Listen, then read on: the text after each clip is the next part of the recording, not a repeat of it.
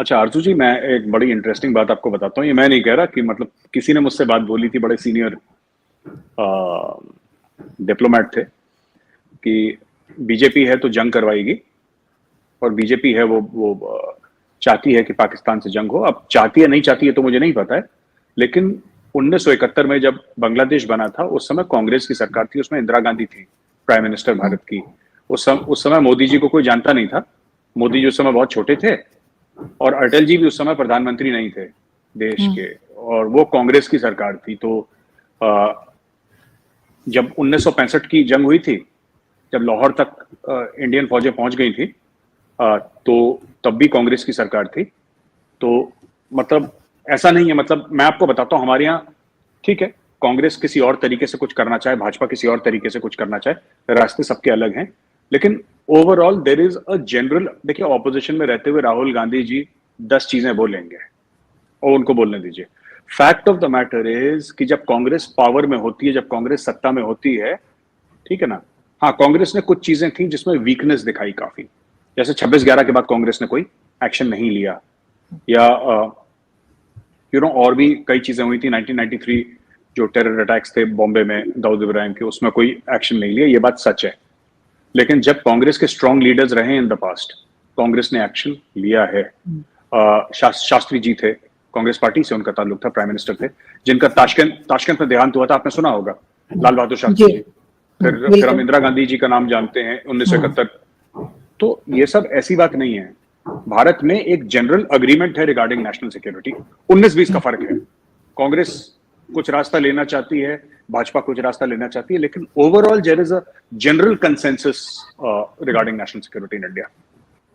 आपके यहाँ पाकिस्तान में हैं लोग, आपके यहाँ पे डॉक्टर्स हैं ऐसे जो कि आपके हेल्थ सेक्टर को अच्छा कर सकते हैं, आपके यहाँ डिप्लोमेट्स हैं जो आपकी फॉरेन पॉलिसी अच्छी कर सकते हैं, लेकिन फिर आपको बिलावल भुट्टो को भी तो बनाना है ना। आपको बिलावल भुट्टो को बनाना है, आपको शाह महमूद कुरैशी को बनाना है, वो आपकी मजबूरी है, सियासी मजबूरी है। तो इसका खामियाजा कौन भुगतेगा? बिलावल भुट्टो थोड़ा ना भुगतेगा, ये शाह महमूद कुरैशी साहब थोड़ा ना भुगतेंगे, वो तो मुल्क भुगतेगा ना, वो तो पाकिस्तान उसका खामियाजा भुगतेगा। तो पाकिस्तान भुगत रहा है।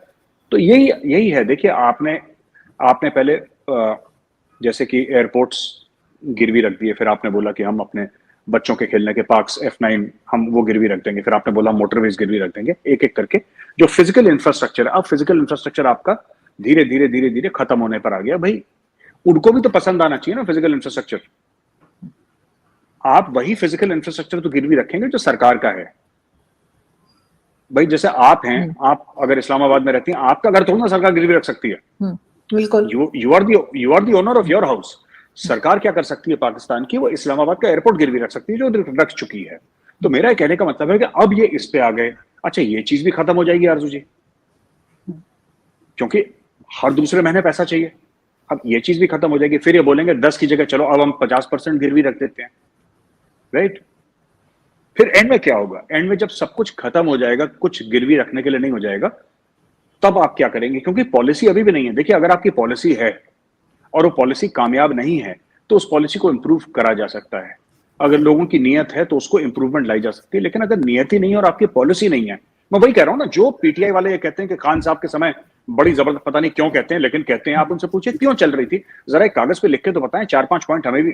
क्योंकि देखिए आरजू, रोटी तो हम भी खाते हैं ना, इंसान तो हम भी हैं, रोटी हम भी खाते हैं, थोड़ी बुद्धि हमारी भी, अकल हमारी भी। तो हमें समझा दीजिए कि खान साहब ने ऐसा कौन सा तीर मार दिया जिसकी वजह से उनकी इकोनॉमी अच्छी हो गई, और इन भाई साहब ने कौन सा तीर मार दिया कि आपकी इकोनॉमी डूब गई। अगर इस समय इमरान खान होते प्राइम मिनिस्टर पाकिस्तान के, शहबाज शरीफ की जगह, तब भी आपका डॉलर 230 का बिक रहा होता। बिल्कुल सही। क्योंकि वो चीज सेट हो गई थी इमरान खान के समय पे, और इमरान खान से भी पहले नवाज शरीफ के वक्त सेट हो गई थी, वो उसको जाना ही था ऐसे। ये रिटन है, ये लिखा हुआ है, ये होना है। क्योंकि कोई पॉलिसी नहीं है, कोई डायरेक्शन नहीं है, कोई विजन नहीं है, तो वो अपने आप ही चली जा रही है। जैसे कि आप टायर को देखें ना, ढलान पे टायर को छोड़ दें, खुद रोल करता रहता है। इन्होंने वैसे छोड़ रखा है आपकी इकोनॉमी को। जब ऐसी बंदर बांट हो रखी है पाकिस्तान में कि एक दूसरे की गर्दनों पे लोगों का हाथ है, जैसे साजिद तारड़ साहब बोलते हैं ना अक्सर कि एक हाथ में पेट्रोल है, दूसरे हाथ में माचिस की तीली है। बिल्कुल। और बिल्कुल ठीक, तारड़ साहब बिल्कुल ठीक कहते हैं, गलत नहीं कह रहे वो, ही इज राइट। सो जब ऐसा मुल्क में हालात हो तो फिर फौज को कुछ करना पड़ेगा। उसको सॉफ्ट इंटरवेंशन बोलेंगे, हल्की मदाखलत बोलेंगे, जो जो फौज करेगी। लेकिन मैं आपको बताता हूँ उससे भी ज्यादा फर्क नहीं पड़ेगा, क्योंकि जिस दाने पे पाकिस्तान आ चुका है, जो उसके सियासतदान, जो उसके अशराफिया ले आए हैं पाकिस्तान को, अ, बहुत मुश्किल वक्त है। और जिनको भी ऐसा लगता है कि जो लोग ये कहते हैं कि पाकिस्तान डिफॉल्ट करने वाला है, जो कह रहे हैं, मैं आपको बताऊं टेक्निकली पाकिस्तान डिफॉल्ट कर चुका है, क्योंकि पाकिस्तान जिस पैसे से खेल रहा है वो पैसा उसका नहीं है। आप समझ रहे हैं? आप जो कॉन्सेप्ट है सर्कुलर डेट का पाकिस्तान में क्या हुआ कि एक से पैसा लिया, दूसरे से पैसा लिया, तीसरे से पैसा लिया, चौथे से लिया, तो एक की बारी आ गई वापस देने के लिए, तो उन्होंने चौथे का पैसा पहले को दे दिया, पहले का दूसरे से निपटा दिया, तीसरे का दूसरे से निपटा दिया, चौथे का तीसरे से। तो ये एक सर्कल कंप्लीट हो गया। अब ये चीज चल रही है। तो आपने क्या करा कि अब जैसे सऊदी अरब का पैसा है, सऊदी अरब का पैसा देना, आप चीन गए, चीन से पैसा लिया, सऊदी को दे दिया। मैं ये कह रहा हूं कि अगर आपको सऊदी को पैसा देना है, तो क्या आपके पास, सरकार के पास वो पैसा पड़ा है कि वो सऊदी को पैसा दे दें? वो नहीं है।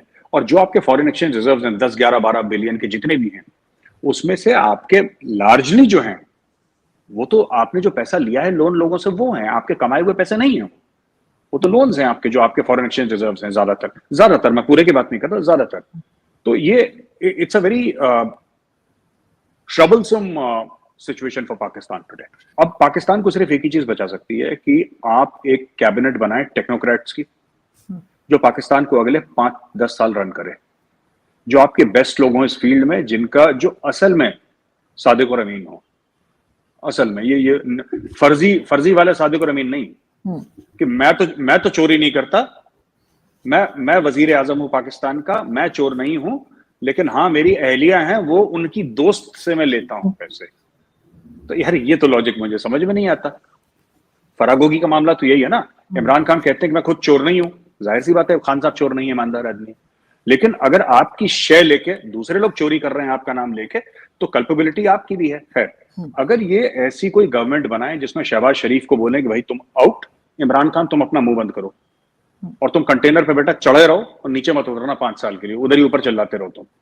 और एक आप ऐसी गवर्नमेंट बनाए यहाँ पे 10-15 लोगों की, ज्यादा नहीं, जिसमें पाकिस्तान के जो टॉप माइंड्स आए और ये बोलें कि एक रोड मैप बनाए, सबसे पहले एक प्लान बना और उस प्लान के तहत पाकिस्तान को ले जाए। शुरू में दर्द होगा, लेकिन यही एक तरीका है, क्योंकि आपकी सियासत में डेप्थ नहीं है। जो जैसे कि इंडिया में आप देते हैं सियासी पार्टीज में, इवन कांग्रेस जो कि ऑपोजिशन में है, जिसके सिर्फ आई थिंक 40 या 45 कुछ ऐसी मेंबर ऑफ पार्लियामेंट है, कांग्रेस में भी ऐसे लोग हैं जिनको बहुत एक्सपीरियंस है गवर्नमेंट चलाने का और जो सक्सेसफुली चला चुके हैं अपने टाइम पे, जैसा भी चलाया उन्होंने सक्सेसफुली, अपने हिसाब से तो उन्होंने सक्सेसफुली चलाया, जो उनके एजेंडा था, जो भी उन्होंने करना था करा, जो उन्होंने प्रोमिसेस करी थी।